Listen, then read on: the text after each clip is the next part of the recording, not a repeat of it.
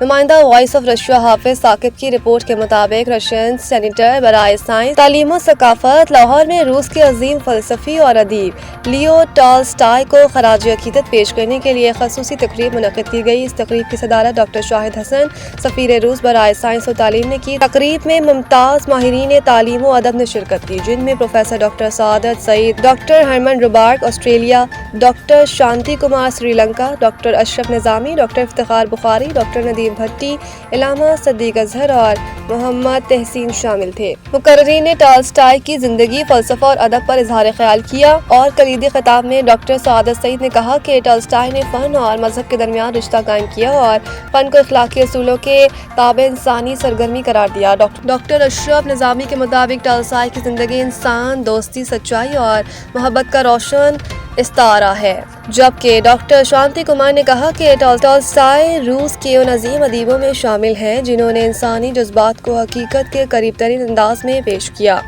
اختتامی کلمات میں ڈاکٹر شاہد حسن نے کہا کہ روس ادب دنیا بھر کے قارئین کے لیے اخلاقی اور فکری رہنمائی کا سرچشمہ ہے۔ انہوں نے تمام مہمانوں کا شکریہ ادا کرتے ہوئے پاکستان اور روس کے درمیان عالمی و ثقافتی تعاون کو مزید مضبوط بنانے کے عزم کا اظہار کیا۔ تقریب کے آخر میں ڈاکٹر عبدالقدوس نے پی ایم اے کی جانب سے تحائف پیش کیے، جبکہ ثنا شیخ نے فیض احمد فیض کی شاعری اور گیت پیش کر کے محفل کو چار چاند لگائے۔